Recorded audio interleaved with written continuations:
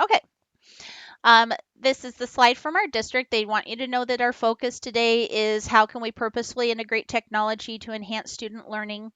We have a bit.ly available there for you if you'd like to follow along some.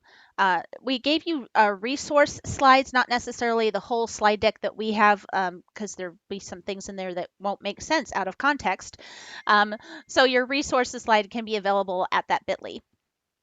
So feel free to check it out.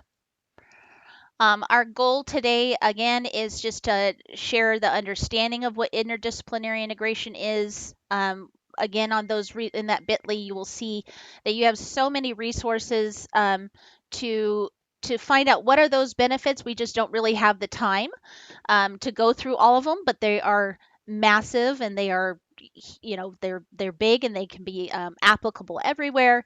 We're going to give you some strategies for getting started, and then just really identifying what is that starting point.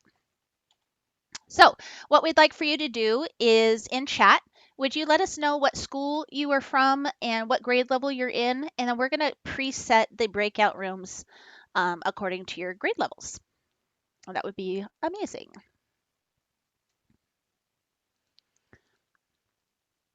Thank you. While you're doing that, Megan is going to create those breakout rooms. Thank you, Megan.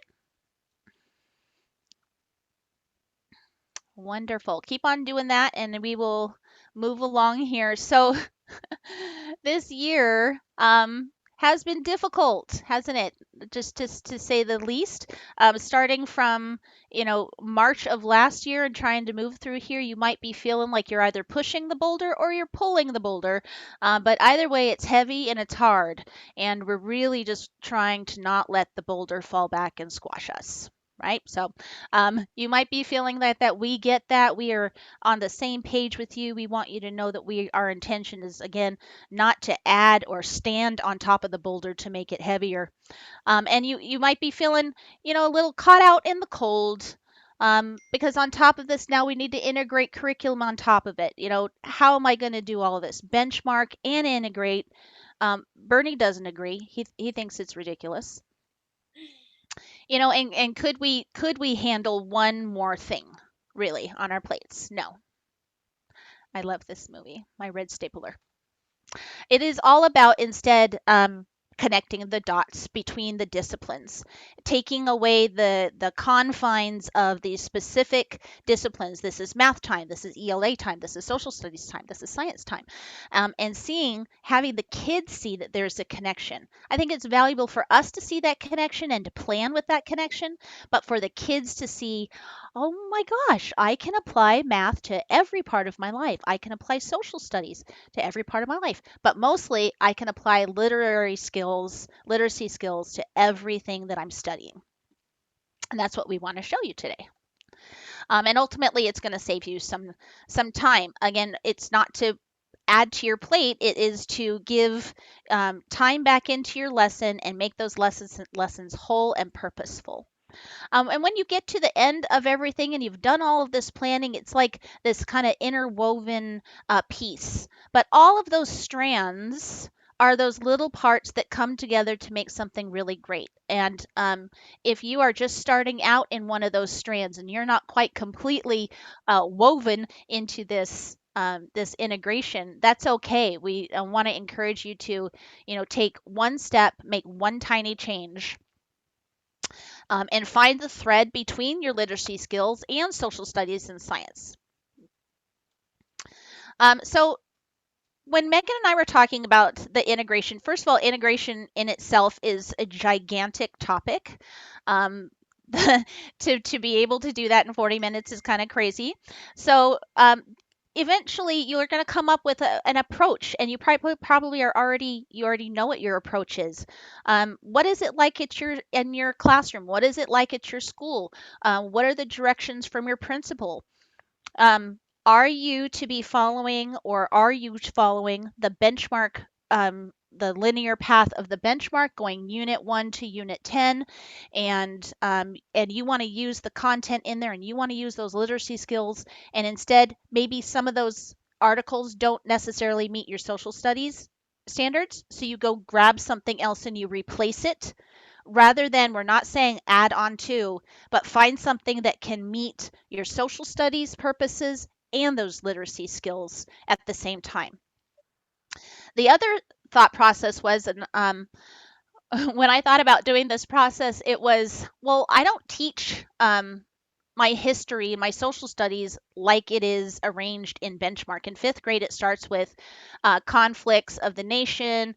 It starts with the Constitution. I'm not ready for that. I like to start in a linear approach and start with Native Americans. So I might say, I'll take my social studies standards. Those will be my spotlight. And I will go get the skills and strategies from benchmark, and I will use those skills and strategies in my social studies content that I'm using. So can you see the kind of direction that you need to take? Which are you going to do? And your school site and what you're already doing is going to tell you, what approach it is that you're taking. So we're going to talk about both of them. Neither is wrong. Of course, everybody has their own process, and it has to make sense to you. So there is no wrong teaching. This is just an idea of how it might help. And Erin, before you jump into the next one, this is important to distinguish, right? Before you can go and actually look to see where you can integrate or what you can substitute and switch out, it's important to distinguish which approach you're taking. Again, as Erin said, there is not a wrong approach, but that helps with the planning purposes, because what we're really going to be talking a lot about is that instructional planning, right? Purposeful, thoughtful instructional planning.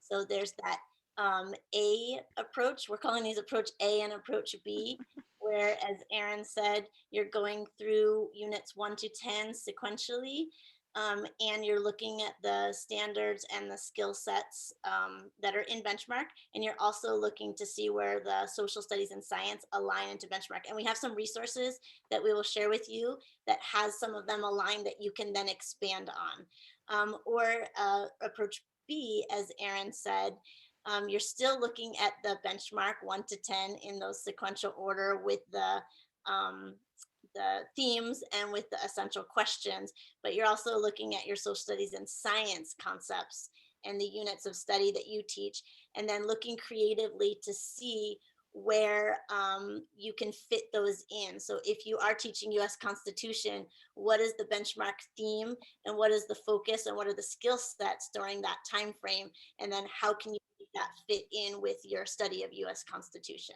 So we're going to go a That's little right. bit more into the approach, but it's very important to distinguish which approach you're taking, because it's really going to help you out in the planning aspect at the next point.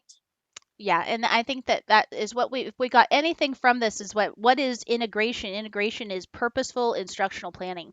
And when we get to the end of it and we talk about the forms that you can use to help you kind of dump all those ideas out, I think it'll be very helpful. But to give you an example, so third grade is they study Kumeyaay, Native Americans. Um, if you were following the approach A and you were in the sequential benchmark themes and essential questions, you might determine, well, where within that benchmark unit would Kumeyaay fit? Could I take from that essential question and go find a source that would meet my Kumeyaay so they would get the information that they need, their social studies standard, but still using my benchmark as my guide?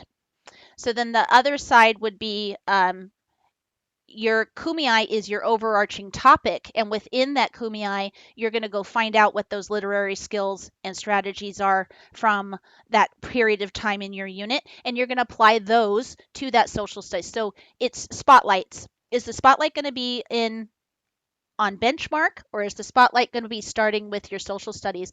And we understand that sometimes this isn't a choice that you have. Sometimes you are told which approach it is that you're going to be taking. And so we're going to show you some Work. They examples both of what that looks work, like. right, Aaron? Both approaches work. There's no wrong way at all. So Absolutely. Absolutely. And that's the biggest thing, is we want you to see is, regardless of what approach you take or what approach you have, you can make these tiny changes that will make huge impacts. So I think that that is a great point, Megan. Thank you. Yeah. Really important that you understand, we're not saying there is one way to do things. There are multiple ways to do things, and this is two of them. So this is a good example. This is third grade.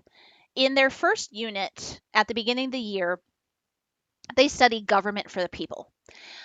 The key literary and informational standards are circled there for you. They are the key details, main idea. We have text connections, compare and contrast. And I was showing the other lesson, the other class, this really fantastic thing to see. How many times do the same literary skills and strategies show up in benchmark? And because some of them are repeated so many more times than others. So I wanted to show you this thing here where I teach fifth grade, so I did this fifth grade benchmark thing for you. Sorry, this is taking me so long. You know how it goes. All right, so here is fifth grade. Kind of zoom out a little bit. Um, what I did was first of all, I took all of the fifth grade benchmark and I separated it into weeks. I put in all of the essential questions. I put in all the literary skills and the words and everything, and it took forever. And then we're going to show you that Benchmark did it also, and it's free and you can get it anywhere. Okay, so the second part that I took from that was I went through and I thought, well, which of those skills and strategies get repeated the most? So you can see they are in columns. This is the author's evidence and primary sources. How many times is that repeated in Benchmark? 12 times. And then how about this one? Read and respond to poems only 3 times. Analyze point of view. That's 2 times in here. The ones that show up the most are going to be, if I can scroll over here. There you go. Compare and contrast. That one shows up 19 times. And then identifying main ideas and key details shows up 25 times. So in every single lesson, you could be key ideas and details, regardless of what text you're using. It doesn't have to be benchmarks text. Whatever it is that you happen to be reading, whether it's in math, whether it's in science, you can say stop.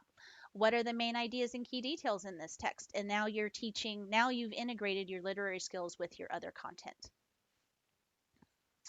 All right, so that's just to give you a general idea of, and you already know that a lot of these things are repeated many times, but you may not know how many times they are, and some of that was really surprising to me. Okay, so this Unit 1 for government, for the people, in Benchmark, they will give you some text resources. But if we go and we then put our social studies standard right next to it, and we say, okay, well, since I'm working on government for the people, I'm going to go find a social studies standard because I don't necessarily have to teach this linear that meets government for the people. What of my social studies standards would fall into that? And so we found this one in 3.2. Students describe the American Indian nations in their local region long ago and in recent past. And you can see here, discuss the ways in which physical geography, including climate, influence how the local Indian nations adapted to their natural environment. And then down here is their government, their systems of government. Well, look, that connects so nicely. Government for the people. Now you have an opportunity to talk about government for the people current, and then you can talk about government for the people. How did it start? Where did we get our methods of government? Well, we got them from ancient civilizations, and so this is an opportunity for you to make that connection for them. Okay, Megan, did you want to add anything to that?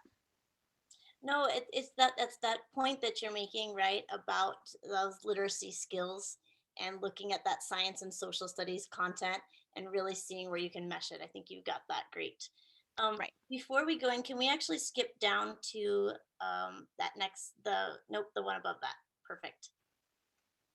So just to show you some resources that you have in that bit.ly, and it's also on the catalog, is in Benchmark Advance, and you can get to this through your benchmark. There's just multiple different clicks, so we made it easy for you to find. Can you go and click on just one grade level for us, Erin, Sure. Let's go please? ahead and just, since we've been looking at third grade, I'll just pull up third grade. So right here, this is where it has it has all of the units, so units 1 to 10 for all the grade levels, and it's really tiny, but when you zoom in you can see it has the different stories. It has the where science and social studies could possibly fit in. It has the literacy skills, the writing skills. This is just a great little overview of each unit and each week, and what skills and what they're going to be working on. So that resource is available to you. And then if you go back to our slide deck, and then I want to show the brain dump area, the planning sheets. Yep, and I just want to point out that you can see they have the standard 3.2 noted as being a something that could be integrated in the government for the people, which is the same standard that we found. You will be very surprised how easy this is to find connections between the social studies and the benchmark themes and essential questions. Wonderful. And then just that next one. Or the planning. The planning one, yeah. Okay. Another resource that you have available, because it might come up in conversations, is the planning piece, right? So we have the integration, we have the different approaches. There's a year-long planning guide that you might find helpful for you as you're trying to plan out and see where you can integrate your science and social studies content.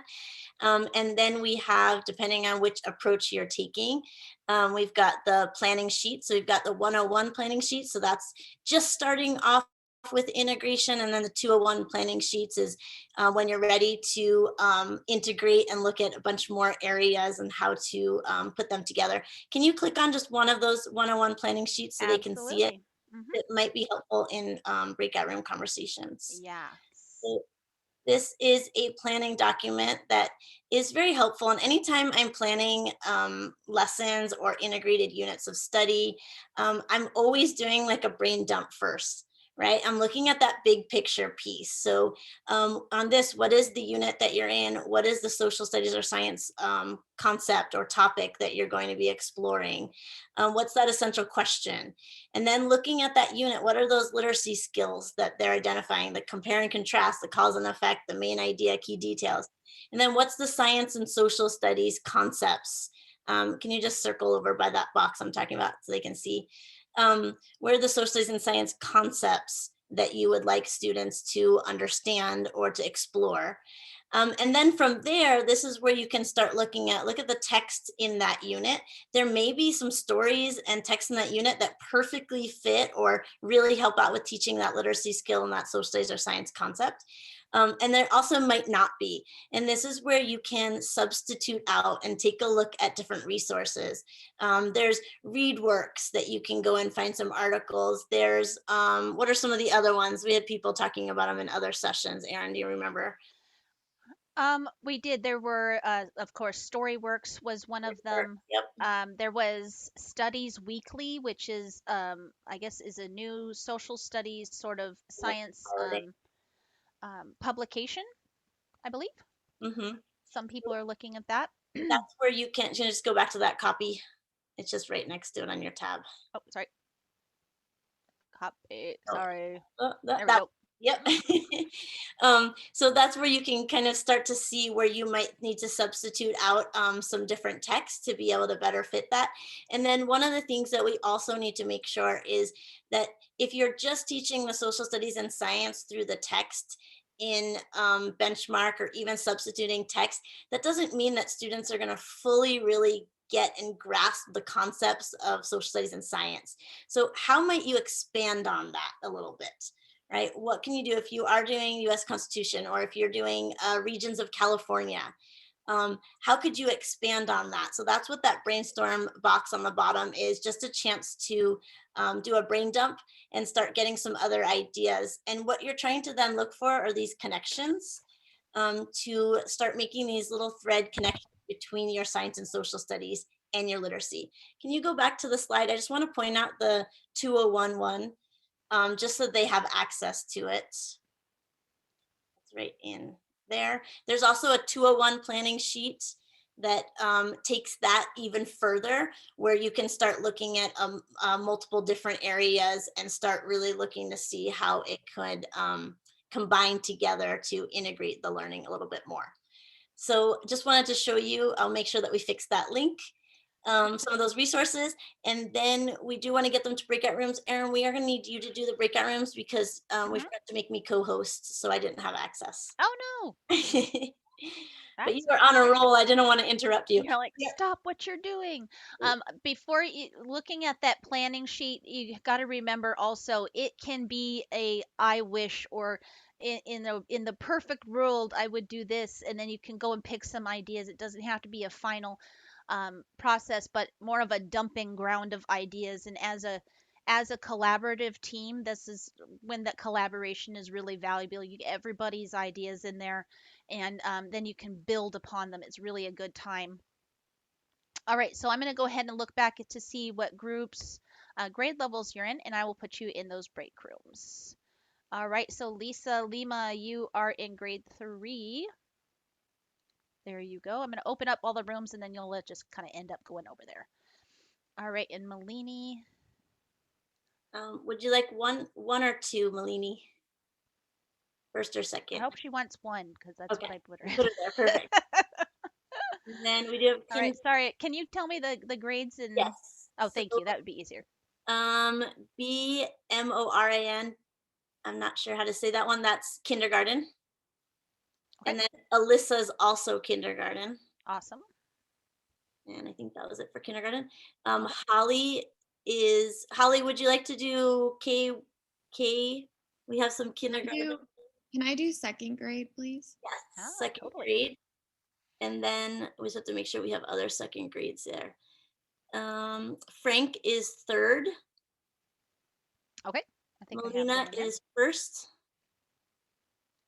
Melina Schroeder Yeah. first. Got you. Okay. And then Shauna is first. Okay. And then we have Rhiannon. What grade level would you like to go into? Whatever you want me to. Easy. Want to go with Anahalika? Sure. Okay. There we go. All right. And is that everybody or am I missing somebody? Nope, we have David. All right. David. Oops, I sorry. still need to be put into, I What put grade? in chat. I'm in third. I teach third. Third. Okay. Oh, yep. I just didn't scroll down over here. So third, and then Oscar second, and Corey second also. I'm listed as Dave Hatch, but I'm really Christine, and I'm in Oh, third got grade. you. Third How grade. are you, Got Christine? you. How are you doing, Christine? Good to see you. All right, and then hello there. Is it Fong? Is that how Oh, you say yes, it? I'm, Oh, good. I yes, did it. She Third wanted third grade. grade. Yep. Sending you right third. over. Thank you. All right, so let's see. We have everybody but 5th grade. Isn't that interesting? Yeah, it is. All right, let's jump around. All right. Jump up and down.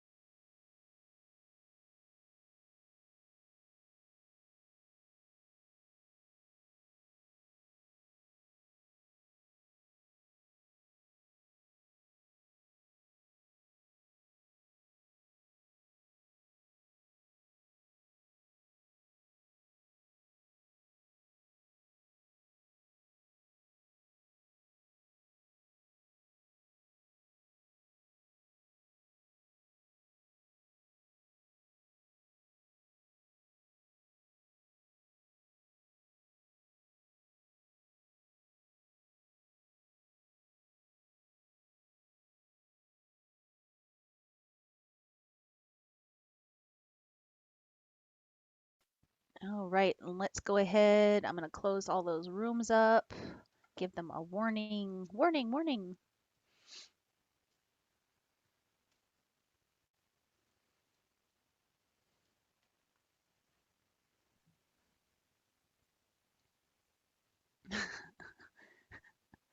I hope you were done talking. It's over. It like was like whoosh, you're I back. know. I was like, well, I don't see chat. And last time we didn't have enough time to really talk. And so if you guys were in the middle of a conversation that you think might be valuable to the rest of us, I thought that would be cool to kind of share how you think this might work. If you think that, did you think about a small change that you could make? Um, did you find a way that you can integrate social studies into your literacy? Any ideas that you want to share out with us? I had good conversation with my third graders. Fwang, thank you. Yeah, so I like the idea of using the essential question, bounce off from there to find resources to integrate the science and social study. We're kind of, so I'm at Sunset Hills, we're kind of unique. We are doing the benchmark linear, and then we have support from our librarian and our impact teachers who help design asynchronous live lessons, and also pre-recorded lessons for science and then social studies. I think this is also new to us, that in the beginning when we first implemented this, we didn't quite align all the units with the science, so we're kind of not synchronized. So I think that's where the challenge is, because I could be doing a unit on annoadaptations, and our librarian person is doing the lesson on Oh, weather. So it's a little hard now to I guess go back, but I think from now on, what I'm going to do is I'm going to use the essential question, bounce off from there, and then just pull in more stuff. It's a little off, but I really love that idea of how you were sharing that. I think the other part too is re-educating my parents, my family, is that not everything has to be covered like religiously in benchmark. The skills comes back, as you mentioned, 10 times, 25 times. I think that's where this is all a learning process. So I'm gaining so much, and this is where I'm gonna start doing now, I guess, do some replanning, rethinking. Um, that's wonderful. And it's um, great to pay attention to those skills too, because they can be put into any areas, right? So if you're doing read aloud, I know it's tricky right now, we don't have very much time, but if you're doing a read aloud a different story that the kids might be interested, you can compare and contrast it to mhm, another story. You can pick out the sequence or the main idea and the details and point that out and help make some of those connections. So keeping these literacy concepts in mind, these skills in mind, and then where can you see them fitting into other areas is really important. That's important to share with parents as well too, that reading doesn't just happen during reading time, right? You're mhm, building your literacy mhm. skills all the time. So thank you. Yeah, thank you. Anybody else like to share out what you maybe got from this, or an idea that you have, or a resource, something that you'd like to add?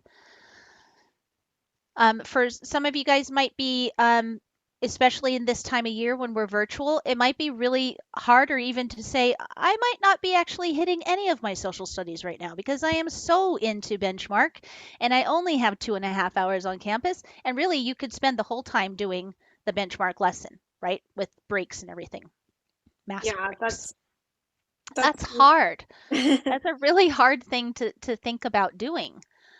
Um, so if you're not bringing it in, this is a chance for you to just get your feet wet, get one little article that you think would fit within that benchmark unit and just start there. This doesn't have to be, go and integrate your science, social studies, math, ELA and all together. That's the big show. That takes a lot of instructional planning, but these are tiny steps that if you are having trouble finding a way to support your social studies and science standards right now, it's an opportunity for you to go get some of those resources and attack them with your literary skills and strategies that you have in benchmark.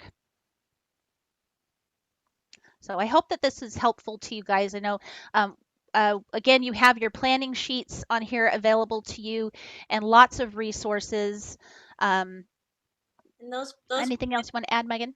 I'm just going to add some, those planning sheets are super helpful. So as I mentioned earlier, anytime that I'm doing, instructional design, and I'm planning out integrated units or looking at content, it really helps me to not just start at the nitty gritty and like bring myself up a little bit, like higher up thinking and looking down from like the big picture view and just kind of start to see. And that's where I start to see these connections being made. And then I know what then I can hone in on, and then I can use my time even better because now I'm directly working on these specific skills and making these connections. If I just started with working the skills or this idea and just started at this level, I would miss that big picture and all those connections. So, and I really can't stress enough, if you have a team, another teacher that you work with, some of you are really lucky to have such great collaborative teams at your school, or even at different schools, connect with teachers and do that brain dump, that planning together, because they're going to see something that you didn't see. And you'll start to find then small resources. So once you realize like, oh, this is a connection, now you know like what exactly you need to go and find. So you don't have to go and search for just what would be cool or what might work. You now know specifically what you need, and you can then go find that resource. So it does in fact save time. And one other thing is, but once you start integrating, right, you start making those small little connections between your science and your social studies, right? Small, even just changing out text. Then you start to see the power of it and the connections kids make, and you start making more connections and you start making more connections. And then little by little, slowly, you'll start to see how they start to come together, that social studies, that science. And then you'll start putting in like, oh, well, art stuff can fit in here, or, oh, some music can fit in here. And then you start building on. So it starts with making these small little connections. And as we mentioned before, it's tough right now. A lot of us have 2.5 hours with students, and yeah, a whole lot of content to cover, right? So we have to be very smart about our planning, and Mhm. we have to look and try and find these connections. So it starts with making these small little changes that make a huge impact for our students. So start small, and then once you get the hang of it, it's like a snowball. Yeah. You Have just fun like, with it. Megan and I researched all these grade levels that neither of us teach, and we had so much fun finding the connection. We're like, "Oh my gosh, we're because we're kind of like shocked, this essential question totally fits within this social studies standard. Oh my gosh, these are making connections." So where it might sound like we're going to find these vague connections, there really are solid connections between those essential questions. And I want to thank the principals for your support to your teachers. I know as a teacher, it is so invaluable to have the support of your principal and to know that they've got your back and that they too have the same, purpose driven instruction. That's what they want, purpose driven instruction. We're all on the same team. So you guys are amazing. Thank you, Howie teachers. Keep doing what you're doing. You're fantastic. Deep breaths, lots of wine, and enjoy yourselves. I've really enjoyed this time with you. My first pro, so this has been fun. it's Friday, so enjoy, Yeah. and we'll Thank hope you. Thanks Thanks so guys much. so Have a much. great time Thank this you. weekend. bye Bye everyone. bye. Bye. Bye. Thanks so much. Thank you. Hi, Mrs. Burr. And then Hi. Hi. Oh, how are you? I miss you. I'm good. I'm glad you came. Oh, come on. You did awesome. Oh, thank you. I have a really good partner. oh, thank you. Aaron, don't forget to stop that. Oh, yeah, right. We don't want any of that on there. You can cut Do that off. you want? Okay.